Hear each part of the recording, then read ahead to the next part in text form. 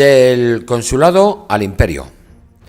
La llegada de Napoleón al gobierno de Francia en 1799 supuso el fin de la Revolución y el asentamiento de la República. Napoleón alcanzó el poder gracias al creciente poder del ejército. En aquellos años, el general que conseguía más victorias dominaba el ejército, y quien dominaba el ejército controlaba el Estado. Ese general fue Napoleón. Su poder fue confirmado por la Constitución del año de 1799, por la que se le nombraba primer cónsul. ¡Viva Bonaparte!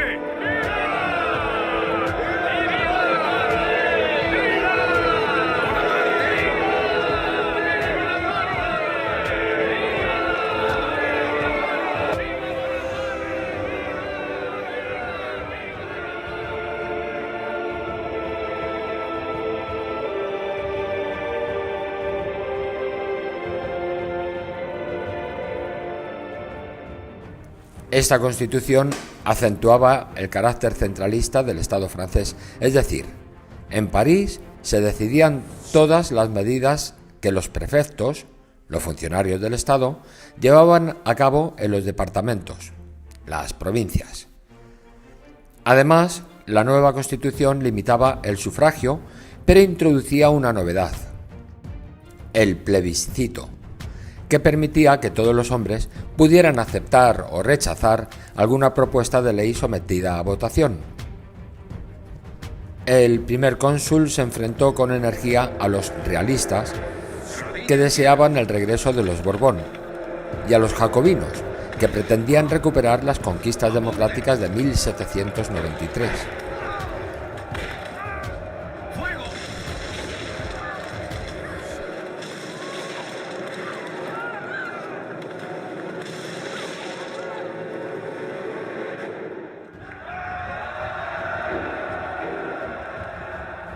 Napoleón consiguió el apoyo de los realistas gracias al perdón concedido a los aristócratas exiliados, que pudieron regresar a Francia y recuperar parte de sus bienes.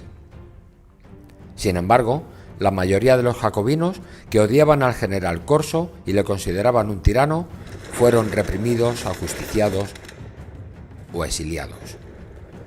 Por último, Napoleón consiguió un importante éxito: la pacificación religiosa. Con la firma del Concordato de 1801, la Iglesia reconocía a la República y ésta se comprometía a respetar la autonomía del clero.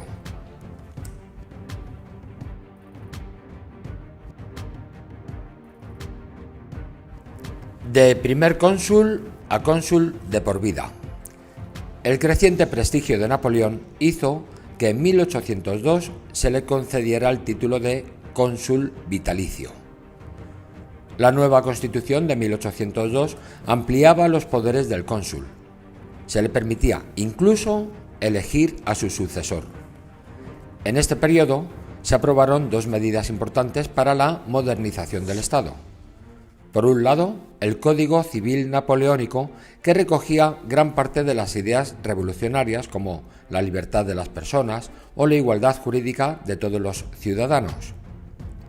Se abolieron los derechos de primogenitura, por los que, desde la Edad Media, la herencia de los padres recaía en el mayor de los hijos. Y por otro lado, la reorganización de la instrucción pública. Desde entonces, la educación fue obligatoria para todos los ciudadanos. De cónsul vitalicio a emperador. En 1804, el descubrimiento de una conspiración realista en su contra empujó a Napoleón a promulgar una nueva constitución, la Constitución de 1804, que le proclamaba emperador de los franceses con carácter hereditario. Un nuevo plebiscito le confirmaba en su cargo. Por si no bastara la aprobación popular, el 2 de diciembre de 1804, Napoleón obtuvo también la consagración religiosa, haciéndose coronar emperador por el mismo Papa en la Catedral de Notre Dame, en París.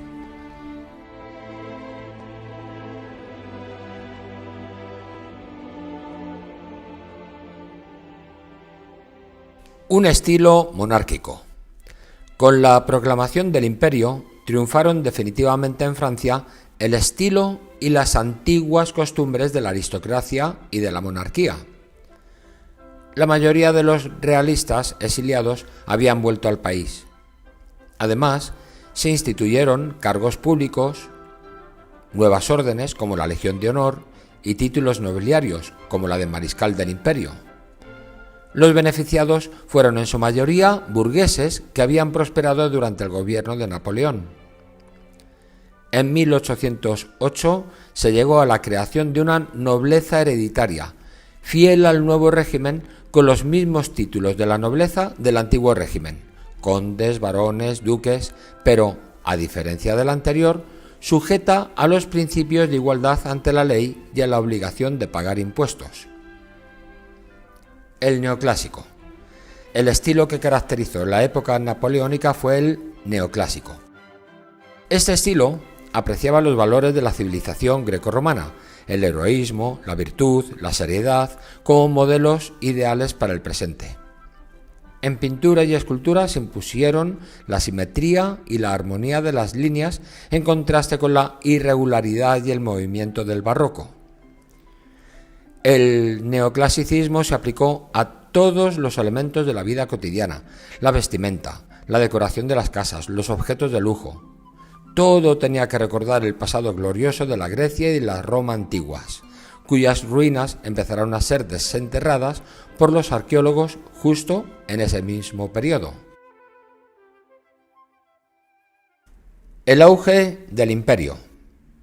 El ejército napoleónico.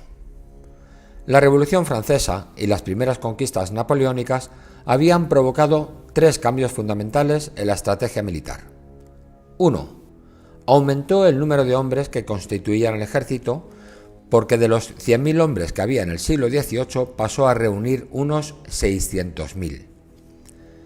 2. Se democratizó su organización. La carrera y el acceso a los altos mandos estaban abiertos a todos, independientemente del origen social. Y 3. Surgió el patriotismo de masa. La guerra pasó de ser un hecho limitado que afectaba a una minoría de la población a repercutir sobre toda la sociedad. Las grandes victorias. 1. Austria. En 1803 estalló de nuevo la guerra contra el Reino Unido.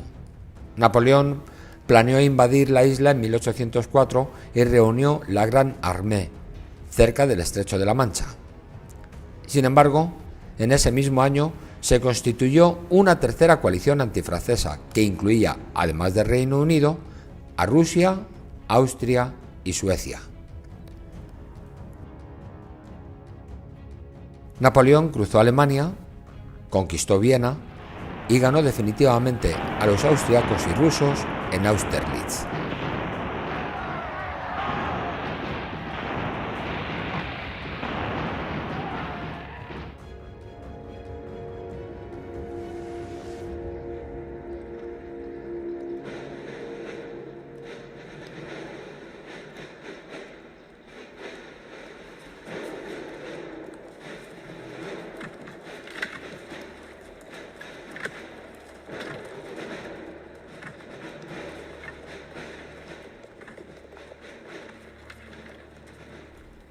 Dos. Italia y Alemania. Tras firmar la paz con Austria, Napoleón conquistó Italia, excepto Sicilia, y también conquistó la actual Alemania. Proclamó el final del Sacro Romano Imperio en 1806 y fundó la Confederación del Rin, formada por 16 estados alemanes bajo la protección de Francia. Y 3. Prusia. Alarmada ante los éxitos franceses, decidió organizar con el Reino Unido y Rusia la Cuarta Coalición. Los prusianos confiaban en la fuerza de su ejército, pero en una sola semana Napoleón entró en Berlín. Napoleón como dominador de Europa. La guerra con Rusia y Prusia prosiguió hasta la paz de Tilsit en 1807. Prusia perdió la mitad de su territorio, cedido a dos nuevos estados controlados por Francia, el Gran Ducado de Varsovia y el Reino de Westfalia. Rusia aceptó el dominio francés en Europa. Napoleón aumentó su control del continente con la ocupación de España y Portugal en 1808. El orden napoleónico en Europa. En 1809, la derrota de una quinta coalición antifrancesa entre Austria y Reino Unido supuso el dominio napoleónico de Europa manifestado en 1.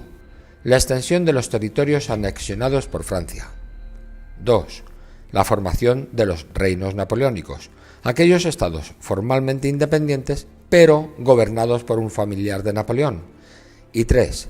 Los estados vasallos. En teoría eran libres, pero en la realidad estaban gobernados por un general francés o bajo la protección de Francia.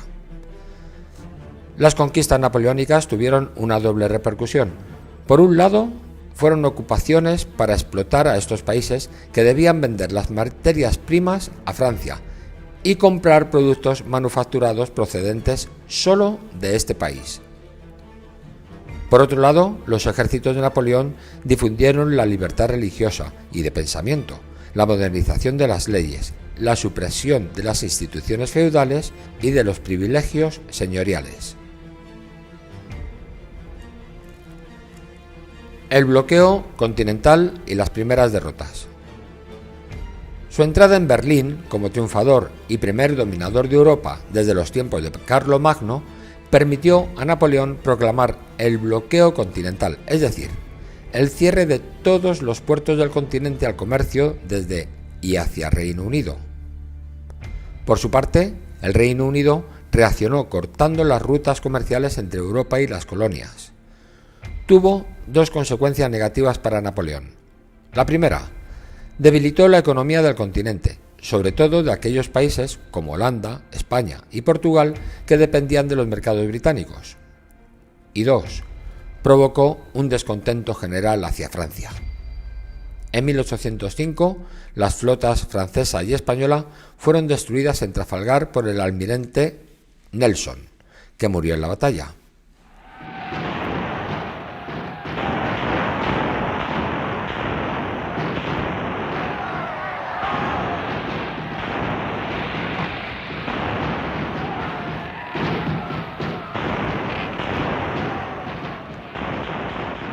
El poder naval adquirido permitió al Reino Unido romper el bloqueo en la península ibérica. Los británicos desembarcaron en España y Portugal y fomentaron la rebelión antifrancesa.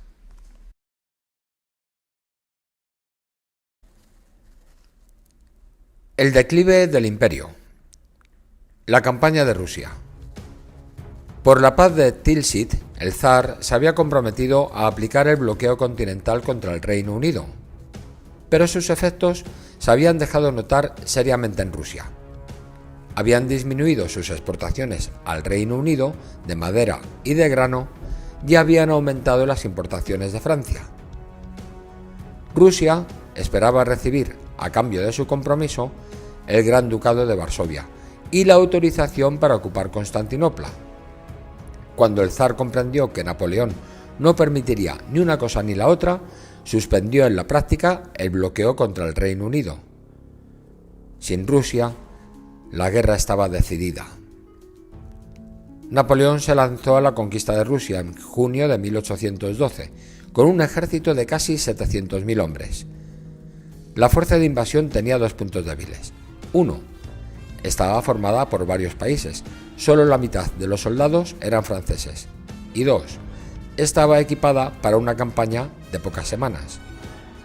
Por el contrario, los rusos tenían dos elementos a su favor: la voluntad de resistir la ocupación extranjera y la estrategia de retirarse arrasando el territorio.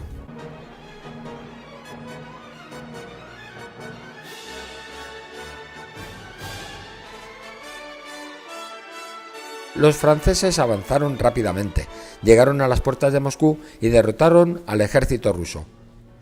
Sin embargo, cuando 9 días después entraron en Moscú, la ciudad había quedado destruida por un incendio.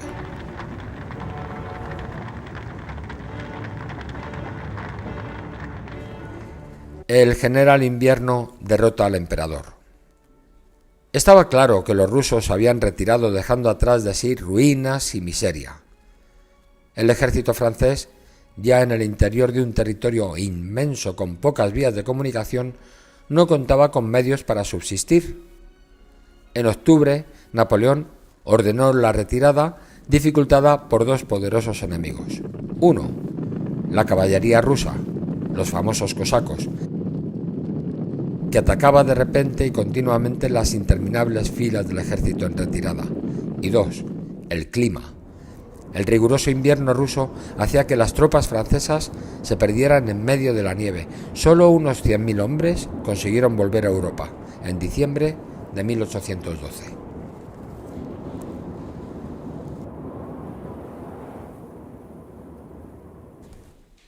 Las naciones contra el imperio.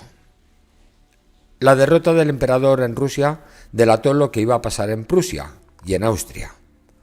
Las reformas napoleónicas habían contribuido a la modernización de estos dos estados. Sin embargo, también hicieron que despertara la crítica contra el conquistador francés. En la sociedad prusiana, sobre todo entre los estudiantes y los intelectuales, surgió un afán patriótico que proclamaba la existencia de una nación alemana y el deber de ésta de oponerse a la dominación extranjera en nombre de la libertad.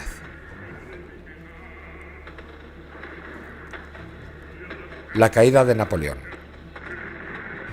En 1813, toda Europa se levantó en armas contra el emperador, debilitado por el desastre de Rusia y por la derrota definitiva en España.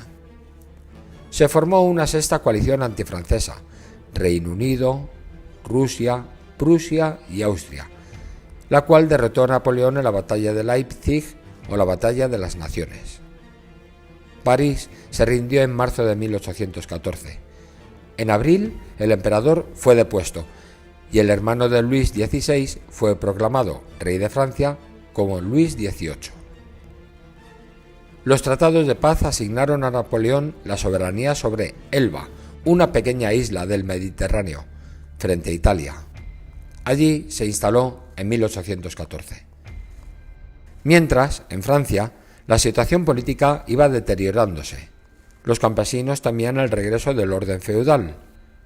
Los oficiales y los soldados eran despedidos del ejército.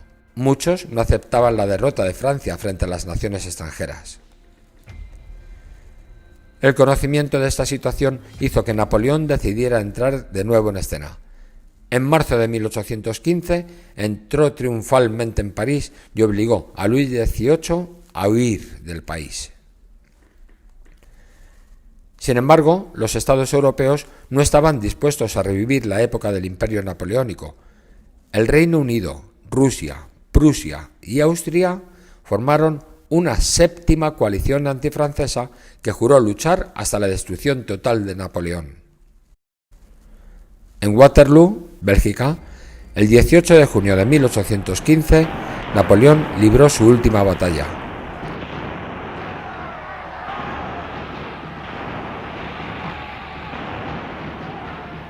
Los prusianos y los ingleses, al mando de Wellington, le vencieron.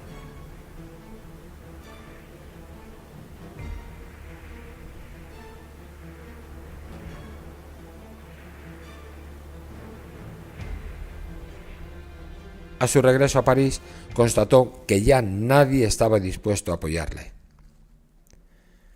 El 22 de junio de 1815 abdicó.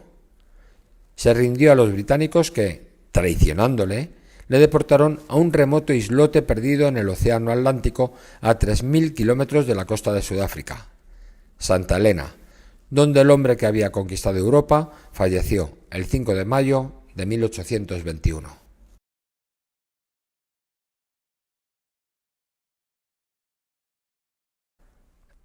El reinado de Carlos IV en España. La Revolución Francesa y el proyecto de Napoleón de crear un nuevo imperio en Europa afectaron de modo especial a España.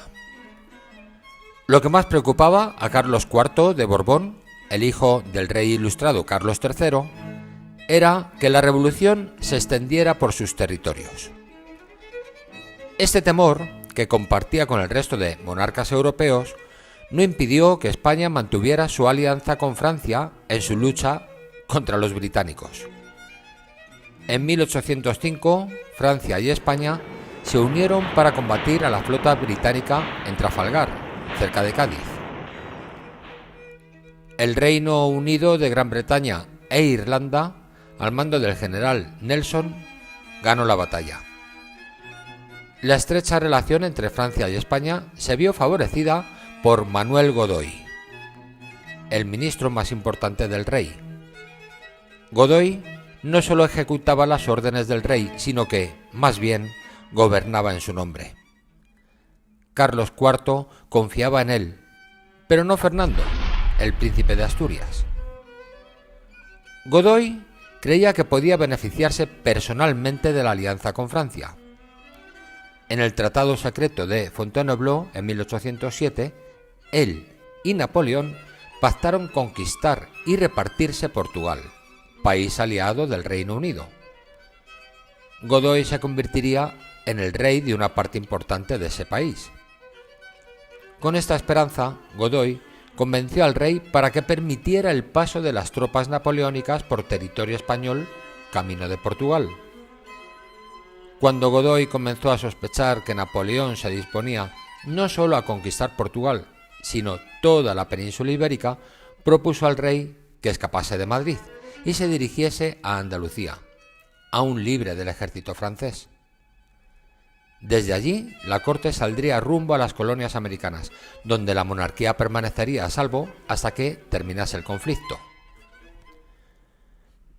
De camino a Andalucía, la corte paró en el Palacio Real de Aranjuez. En esta ciudad madrileña, la desconfianza del príncipe de Asturias, el futuro Fernando VII, hacia su padre y hacia Godoy, le llevaron a organizar un levantamiento popular que se conoce como Motín de Aranjuez. El Motín de Aranjuez. Los objetivos de los amotinados eran destituir a Godoy y conseguir que Carlos IV abdicase en Fernando. Con el motín se consiguieron ambos objetivos. El pueblo, que apoyaba a Fernando, detuvo al favorito del rey, que pretendía huir enrollado en una alfombra. Pocos días después, el 19 de marzo de 1808, Carlos IV proclamó nuevo rey a su hijo, Fernando VII.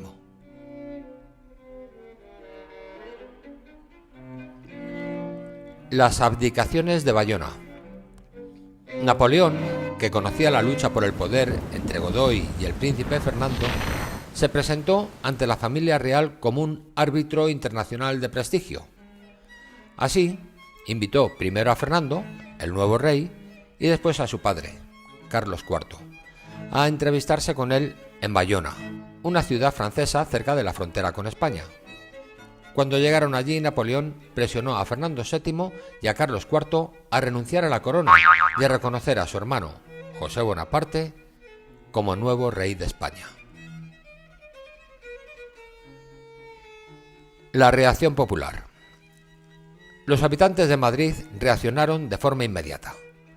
Con los monarcas a cientos de kilómetros de la capital y ante la presencia de tropas francesas, los súbditos se sintieron decepcionados. Se concentraron a las puertas del Palacio Real el 2 de mayo de 1808. El general francés Murat respondió inmediatamente a la protesta. Ordenó disparar contra los allí reunidos. La respuesta francesa provocó el levantamiento de unas 30.000 personas, la mayoría procedente de los barrios más humildes de Madrid. Los días siguientes, Murat mandó fusilar a parte de los sublevados.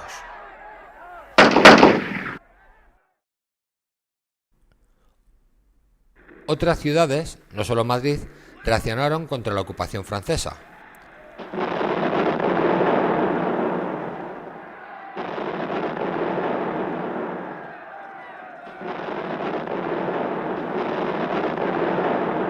Con la abdicación del rey y la entrada del ejército francés, muchas autoridades locales renunciaron a sus cargos y huyeron del país. Este vacío de poder benefició a otras muchas personas que, aun teniendo dinero suficiente, como comerciantes, pequeños propietarios de tierras, no habían podido participar antes en el gobierno de su localidad. Para ellos, la crisis significó la primera oportunidad de expresar sus ideas políticas y sus necesidades. Se organizaron juntas de gobierno provinciales, con el fin de luchar contra el ejército francés. Sus delegados constituyeron la Junta Central. Esta, que actuaba en nombre del rey depuesto, aceptó la ayuda del Reino Unido para luchar contra las tropas francesas. El reinado de José Bonaparte, entre 1808 y 1813. Al igual que había hecho en otros países, Napoleón designó rey de España a uno de sus hermanos. José I Bonaparte intentó llevar a cabo numerosas reformas administrativas y grandes obras públicas. En Madrid, derribó viejos edificios para construir otros nuevos, avenidas y plazas. Su afán por cambiar el aspecto de la capital le valió el mote de Rey Plazuelas.